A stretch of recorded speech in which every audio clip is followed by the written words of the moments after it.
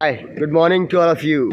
पिछली वीडियो में हमने बात की थी कि वेबसाइट क्या होती है और कैसे बनाई जाती है।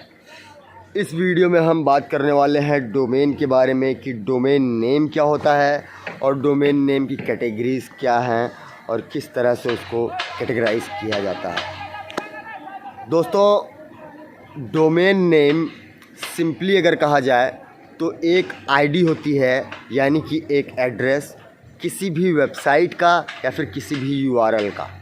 ठीक है, यूआरएल के बारे में हम नेक्स्ट वीडियो में बात करेंगे। अभी के लिए आप इतना समझिए कि डोमेन नेम किसी भी यूआरएल का एक पार्ट होता है, यानी कि किसी भी वेबसाइट का होम एड्रेस होता है। ठीक, जस्ट उसी तरीके से जैसे कि आपका कोई घर होगा तो उसका एक पर्टिकुलर एड्रेस होगा, कोई गाड़ी होती है तो उसका एक पर्टिकुलर कोई आईडी होती है, जैसे कि उस गाड़ी का नंबर। कोई भी डिवाइस है, लैपटॉप है, मोबाइल है, तो उसका एक पर्टिकुलर आईडी है, जैसे कि आईपी एड्रेस। उसी तरीके से ऑनलाइन वर्ल्ड में किसी भी वेबसाइट का एक आईडी होता है जिसको डोमेन नेम कहते हैं। आप जितने भी यूआरएल्स देखते हो वो किसी न किसी वेबसाइट पे होस्टेड ही यूआरएल है जिसका एक पर्टिकुलर डोमेन नेम होता है। इसी को कहते हैं डोमेन नेम, यानी कि एक आईडी। अब बात करते हैं डोमेन नेम की कैटेगरीज़ के बारे में। आप देखते होंगे बहुत सारे डोमेन्स हैं, .com, .in, .net, .info, .biz, .name, ऐसे करके बहुत सारे डोमेन्स हैं। लेकिन ये होते क्या हैं, क्या इनका मतलब क्या है? कुछ मतलब तो होगा ना, डेफिनेटली मतलब है। मैं आपको बताना चाहता हूँ। बेसिकली 5 तरह के डोमेन्स होते हैं, 5 कैटेगरीज़ के डोमेन होते हैं। 5 कैटेगरीज़ में इनको डिवाइड किया गया है। पहली कैटेगरी होती है वो होती है टॉप लेवल डोमेन की। टॉप लेवल मतलब डोमेन, मतलब कि जो डोमेन बिज़नेस पर्पस के लिए और बिज़नेस ऑर्गेनाइजेशंस के लिए इस्तेमाल किया जाता है, इनको टॉप लेवल डोमेन कहा गया है। Top level domain. दूसरा, टॉप लेवल डोमेन में आएंगे कौन कौन से डोमेन, जैसे कि .com हो गया, .org हो गया, .net हो गया, .government हो गया, .mil यानी मिलिट्री हो गया। ये सारे डोमेन्स टॉप लेवल डोमेन्स के अंडर में आते हैं और टॉप लेवल डोमेन के नाम से जाने जाते हैं। उसके बाद आता है कंट्री कोड डोमेन।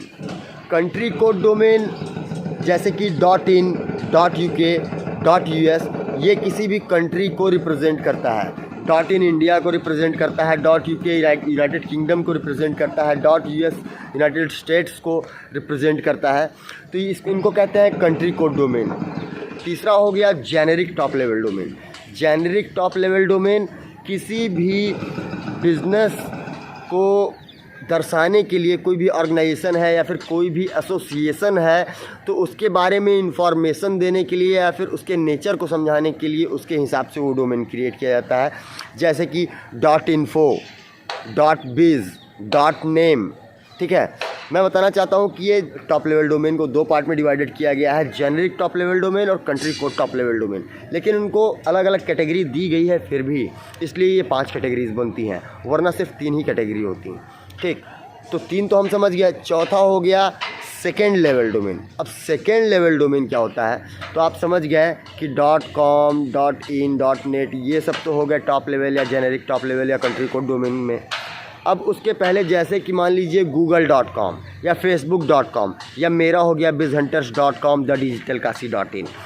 तो ये .com के जस्ट पहले जो वर्ड आता है गूगल या फेसबुक या फिर बिज़ हंटर्स या फिर द डिजिटल काशी, ये जो वर्ड आ रहा है, यानी जो हमने डोमेन सर्च किया था, डोमेन नेम जिसे हम कहते हैं अपना, उसे कहते हैं second level domain. Domain name तो है ही, डोमेन नेम है, लेकिन वो सेकेंड लेवल डोमेन के नाम से जाना जाता है, कैटेगराइज उसको किया गया है। ठीक है दोस्तों, अब आते हैं हम थर्ड लेवल डोमेन की तरफ। पहला कैटेगरी हो गया टॉप लेवल डोमेन, दूसरा कैटेगरी हो गया country code top level domain, तीसरा कैटेगरी हो गया जेनेरिक टॉप लेवल डोमेन, चौथा कैटेगरी हो गया सेकेंड लेवल डोमेन और 5वां कैटेगरी हो गया third level domain. Third level domain होता क्या है? थर्ड लेवल डोमेन को आप अगर दूसरा नाम लेना चाहें तो मैं कह सकता हूं कि सब डोमेन भी उनको कहा जाएगा, जैसे कि कह दूं blog.google.com, blog.bizhunters.com या फिर blog.thedigitalkasi.in, ऐसे करके। तो ये जो आप देख पा रहे हो ब्लॉग या फिर www, ये जो वर्ड आ रहा है डोमेन नेम के, यानी सेकेंड लेवल डोमेन के जस्ट पहले, इसको कहते हैं थर्ड लेवल डोमेन। ठीक है, इसको बहुत सारे लोग, इनको सब डोमेन्स भी कहा जाता है, इसको सब डोमेन भी लोग कहते हैं और इनको थर्ड लेवल डोमेन भी कहा जाता है। तो इस तरीके से डोमेन को कैटेगराइज किया गया है 5 पार्ट में। पहला हो गया टॉप लेवल डोमेन, दूसरा हो गया country code top level domain, तीसरा हो गया जेनेरिक टॉप लेवल डोमेन, चौथा हो गया सेकंड लेवल डोमेन और पांचवा हो गया थर्ड लेवल डोमेन। ठीक है दोस्तों, तो ये हो गई डोमेन और डोमेन की कैटेगरीज़। नेक्स्ट वीडियो में हम बात करने वाले हैं यूआरएल के ऊपर। यूआरएल क्या होता है, यूआरएल का स्ट्रक्चर क्या होता है और ये क्यों इम्पोर्टेंट है हमारे लिए। ठीक है दोस्तों, अगर ये वीडियो अच्छी लगी हो please like share subscribe support जो भी कर सकते हैं करें। फिर मिलते हैं नेक्स्ट वीडियो में। Thank you.